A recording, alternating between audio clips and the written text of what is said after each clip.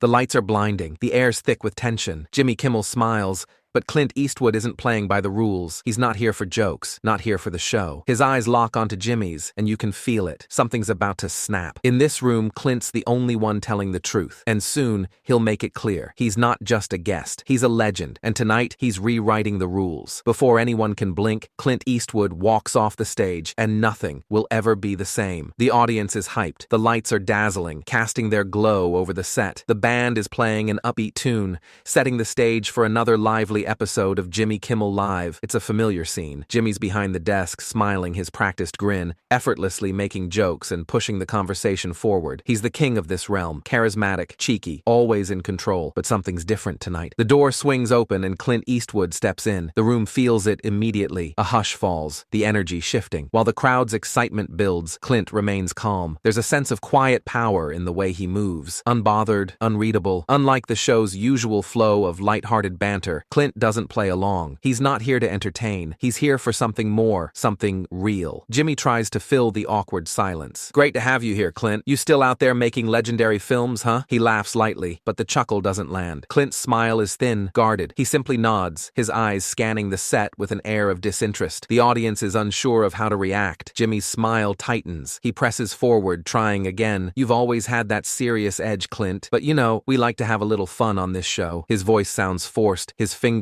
tapping nervously against the desk. The crowd shifts uncomfortably. Some chuckle, but the laughs don't come as easily as they usually do. Clint doesn't play the game. He's still. His tone is calm, low, but his words carry weight. I didn't come here for fun, Jimmy, Clint says, his voice steady. I'm here to talk about real things, not to be a joke for your show. A ripple goes through the room. Some gasp, others nod, understanding Clint's point. Jimmy's expression falters, his usual charm failing him. He quickly glances to the producer off stage, a silent plea for guidance, but Clint doesn't let up. I've been in this industry long enough to know the difference, Clint continues, his eyes now narrowing. And I'm not here to play a part for your ratings. The crowd reacts. A mix of shocked silence and scattered applause fills the air. Jimmy's taken aback. He tries to steer the conversation to safer ground, attempting to talk about Clint's latest project, but Clint interrupts once more. This isn't about your movie. Clint's words cut through, clear and direct. It's about respect for the craft, for the people, not this circus you've built. Now the tension is palpable. Jimmy tries to recover, flashing his smile again, but it's too late. The divide is clear. The audience can feel the tension, the rawness of Clint's words. It's no longer just a talk show. It's a battleground. The studio lights blaze as Jimmy leans in, flipping to the next question on his card with a smile that's starting to lose its polish. So, Clint, he says, still trying to reclaim the rhythm, your new film, another gritty western. What drew you to this story? Clint sits back in his chair, eyes narrowing slightly. He doesn't answer right away. The pause stretches, pressing down on the room. Finally, he speaks. It's not just about the West. It's about people who don't back down. People who get pushed and decide they've had enough. There's a shift in the air. The crowd quiets, leaning in. Clint's voice stays level, but there's steel underneath. It's not about dressing up and playing cowboy for laughs. It's about grit, real grit. The jab lands. The subtext isn't subtle, and the audience picks up on it. A wave of mixed reactions flows through the studio. Some gasps, a few claps, others unsure if they're supposed to laugh or stay quiet. Jimmy's smile twitches. Well, yeah, sure, he says, trying to laugh it off. But we all like a good time, right? He glances toward the crowd, fishing for support. A few audience members chuckle politely, but it's not enough to lift the weight of Clint's words. Clint doesn't smile back. Instead, he leans forward slightly. It's easy to make noise, he says. It's harder to say something real. That line hits like a slow punch. The room is still. Jimmy's fingers drum against his desk. He's off rhythm now, fumbling for a pivot. Right, but I mean, it's entertainment, isn't it? He says, with a laugh that comes out too sharp. People come here to forget the hard stuff, to relax. Clint tilts his head, his gaze fixed. And what happens when the hard stuff shows up anyway? He asks. What do you do then? Make another joke? The tension spikes. There's a murmur from the audience, unsure, unsettled. The laugh track has vanished. Jimmy tries to recover. I think there's room for both, Clint. You know, seriousness and fun, we balance it. He's trying to steer the conversation back to neutral ground,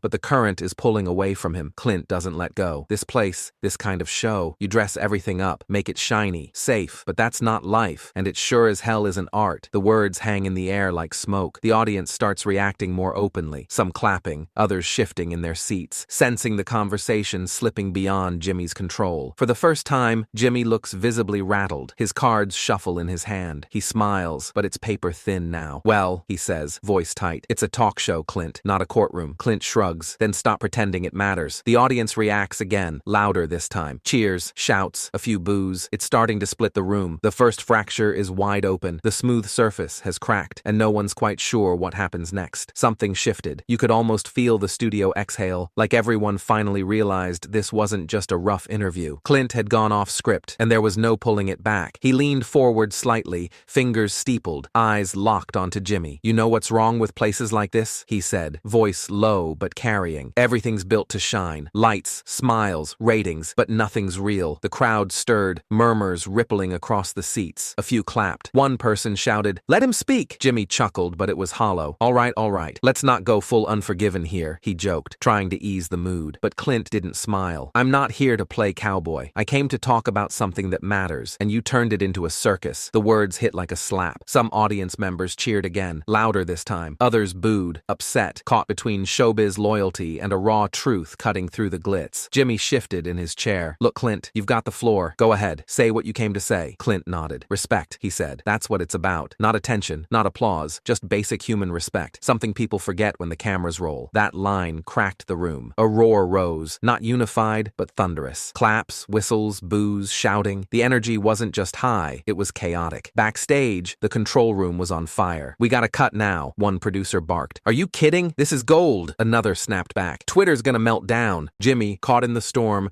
tried to steady the wheel. He leaned into the charm. Come on, Clint, we're all friends here. You've done this dance before. You know how it goes. He forced a smile, gestured to the audience. They love you, but Clint wasn't playing along. Don't sell me to them, he said flatly. I'm not here for ratings. More cheers. The divide grew louder. The audience was becoming its own force, feeding off the clash, unpredictable and electric. Jimmy's jaw tightened. All right, he said, voice sharpening. If you're not here to be part of the show, why come at all? Clint stood slowly, not dramatic, not angry, just done. To remind people they don't have to pretend, he said. That truth still matters. Even here, a producer whispered into the floor manager's ear. Security edged forward, unsure. One of them asked quietly, do we step in? The answer never came. The crowd was too loud, the moment too volatile. Jimmy stood too, eyes flaring with frustration, but Clint didn't flinch. Respect, he said again. Not a game, not a joke. Earn it. And just like that, the live wire sparked. The show was no longer in Jimmy's hands. The lights were blazing, but the warmth was gone. Jimmy Kimmel sat up straighter, trying to pull the show back from the edge. His smile was back, but it wasn't fooling anyone, not even himself. All right, he said, clapping once to reset the room. We're here to have fun, folks. That's what this is. Just a good time, right? The crowd gave a weak response. Some clapped, others stayed still, eyes locked on Clint Eastwood, who hadn't blinked. Not me, Clint said, voice calm, steady. I didn't come for fun. I came to talk real. That landed heavy. Another round of gasps. A few people in the audience stood up, not to leave, but to lean in closer. Jimmy looked rattled now. He glanced toward the wings, maybe searching for backup, maybe just for air. Okay, he said, forcing a laugh. So what is this? A TED Talk with a six-shooter? Clint didn't even smile. This? He said, rising slowly from his chair. This is what happens when someone stops playing along. The audience erupted. Shouts, whistles, some chanting Clint's name, others booing. It wasn't a studio anymore. It was a fault line. Security moved. Two men in black stepped forward from the side of the stage, unsure but alert. Backstage, Maggie didn't hesitate. She moved like she'd done this before, grabbing the stage manager's arm. Don't even think about it, she said sharply. You lay a hand on him,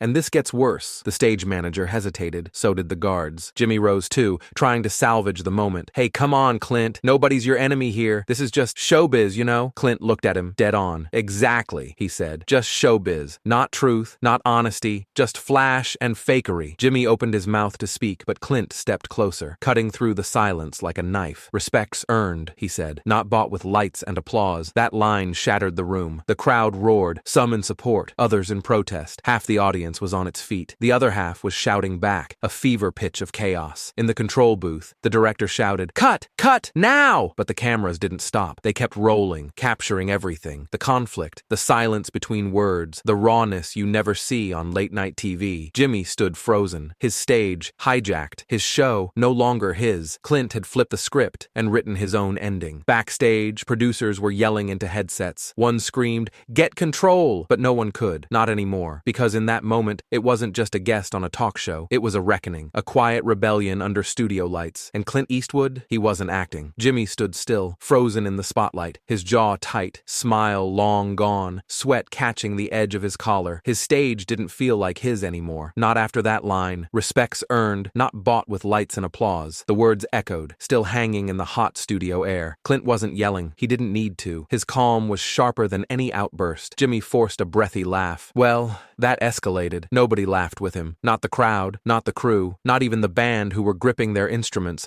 waiting for a signal that never came. Clint stood still, eyes sweeping the room. He wasn't soaking it in. He was measuring it, like a man making sure he'd made his point clear. Then, finally, he turned toward the edge of the stage. No drama, no big wave, just a single line, low and clean. "I said what I came to say," and then he walked. No hurry, no hesitation, just steady, grounded steps, like the whole world could be burning behind him, and he wouldn't flinch. The crowd erupted. Some people jumped to their feet, clapping, cheering like they'd just seen history. Others booed, shouting things over each other, unsure whose side they were on. The noise was pure electricity. The band panicked, scrambling to fill the dead air. A clumsy jazz riff stumbled out, too fast, too upbeat, trying to patch over something that couldn't be fixed. Jimmy didn't move. His hands were planted on the desk. His eyes stuck to where Clint had just stood. He looked like a man watching his own house fall down, still holding the blueprints. Backstage, chaos was everywhere. Producers shouting over each other, headset wires tangling like nerves. One slammed a clipboard. Another yelled into a mic, "Kill the feed! Kill it now!" But the cameras were still rolling. The audience at home, still watching. Maggie was already on the move,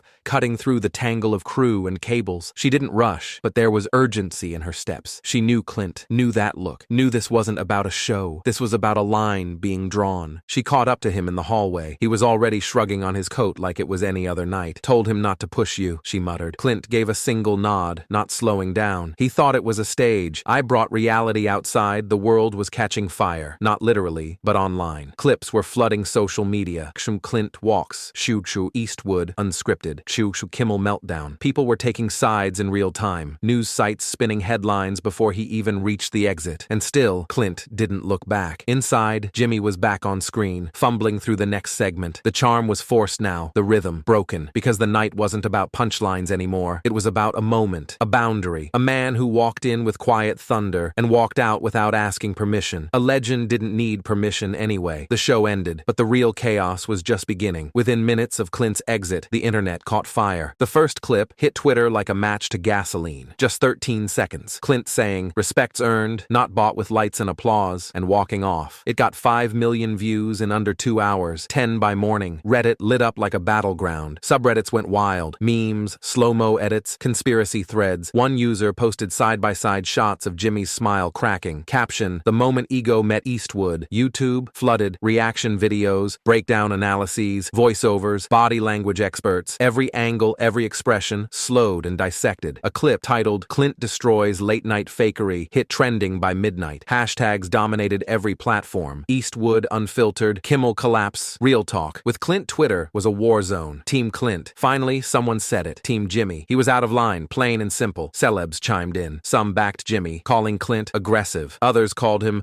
a breath of raw truth in a scripted world. Podcasts scrambled to drop emergency episodes. Titles like "The Night Late Night Died" and "Clint Eastwood versus the Machine." Media outlets ran with it. CNN called it a flashpoint in entertainment history. Rolling Stone said Clint walked off the set and into internet legend. Even BBC ran a segment titled "The Cowboy Who Couldn't Be Tamed," but the man himself? Silent. Clint didn't tweet, didn't issue a statement, no interviews, not even a press agent whispering spin, just silence, and somehow that made it louder. Meanwhile, Jimmy had to go live the very next night. The tension was obvious. The crowd still clapped, but it wasn't the same. There was a nervousness, like everyone in the room was pretending it didn't happen. The monologue was stiff. His jokes landed soft. Even the band played a little too carefully. He opened with a line, meant to be light. "Well, I guess not everyone loves Hollywood." Some people laughed, but not hard, not loud, because it didn't feel funny. It felt like a deflection. The air wasn't clean anymore. Backstage, insiders whispered about producers demanding tighter scripts. PR advisors were drafting apology options. Some execs thought Jimmy should lean in and fight back. Others begged him to let it go, but it was was already bigger than Jimmy now, bigger than Clint. It had become something else, a symbol. People weren't just reacting to the outburst. They were reacting to what it exposed. The cracks, the fake laughs, the over-edited sound bites, the way real emotion gets trimmed to fit a segment, how truth doesn't trend unless it walks in without a script. It became a debate across platforms. Is late night dead? Have we had enough of fake comfort and polished punchlines? Do we want the truth, or just a laugh track that hides the silence? Talk shows were suddenly under the microscope. Audiences didn't just want jokes, they wanted heart, guts, reality. And for one night, Clint gave them that, whether they liked it or not. He didn't flinch, he didn't tweet, he didn't need to. The internet had already decided. Clint Eastwood didn't just walk off a stage, he walked straight into the conversation. And this time, it wasn't ending in applause, it was ending in a mirror. Because somewhere between the cheers and the silence, the world had to ask itself, what do we really want to watch? A show or the truth behind it? This wasn't just a clash on a late-night set. This wasn't about who interrupted who or who walked away first. This was about a line, drawn in real time